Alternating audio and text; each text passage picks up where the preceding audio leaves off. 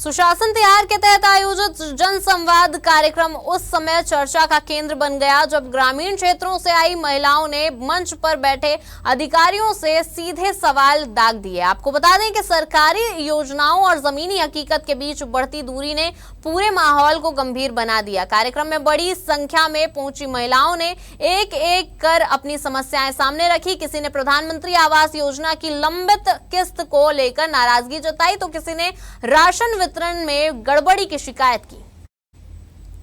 इसके अलावा पेयजल संकट, टूटी फूटी सड़कें, बिजली की अनियमित आपूर्ति और पेंशन जैसी बुनियादी सुविधाओं की कमी ने बहस का रुख तेज कर दिया। आपको बता दें कि कई महिलाओं ने कहा कि उन्होंने बार बार आवेदन दिए लेकिन महीनों बीत जाने के बाद भी समाधान नहीं मिला। कुछ मामलों में जमीन के पट्टे की समस्या सामने आई तो कुछ ने अपने गांव में शराब बिक्री और उससे जुड़े असामाजिक माहौल पर कड़ा विरोध दर्ज कराया। जनसंवाद के दौरान माहौल तब और तीखा हो गया जब महिलाओं ने अधिकारियों से जवाबदेही तय करने की मांग की। उनका कहना था कि योजनाओं का लाभ कागजों पर तो दिखता है लेकिन जमीन पर हालात अलग हैं।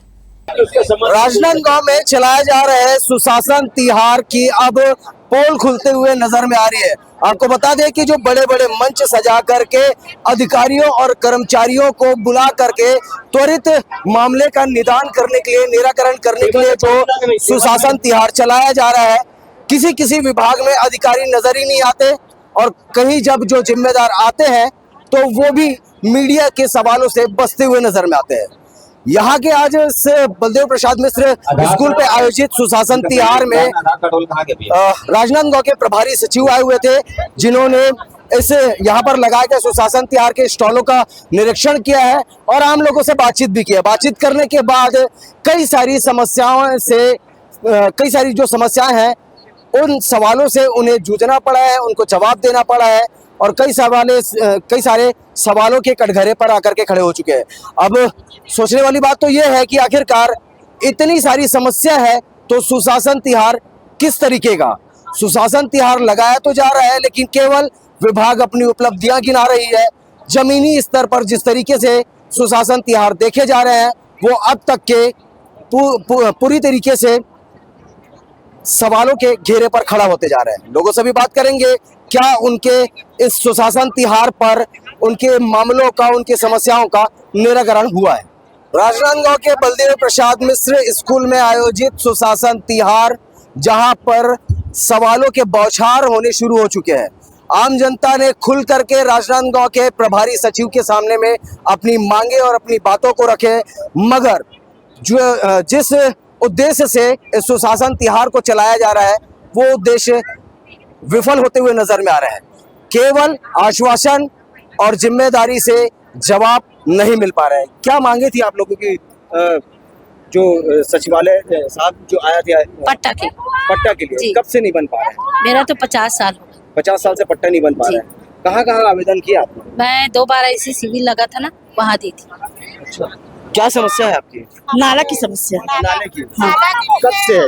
नाला से तो 50 साल से ज्यादा हो गया। 50 साल से ज्यादा नहीं हुआ। ऑलरेडी 10 साल हो गए भैया, हम लोग आवेदन दे रहे हैं, कलेक्टर के पास दे दिए, निगम में भी दे दिए, लेकिन कुछ नहीं हो रहा है नाला का। अच्छा, क्या कहते हैं जब आप आवेदन देते हैं? आवेदन देते हैं तो और पाती देते हैं, वापस कर देते हैं। बनाएंगे बोलते हैं लेकिन बनाते चले अभी तक। 10 साल हो गए। जी सर, छोटे छोटे बच्चे वहाँ से जाते हैं, कोई नाली में गिर जाते हैं, किसी के घरों में यहाँ तक पानी भर जाता है पूरा।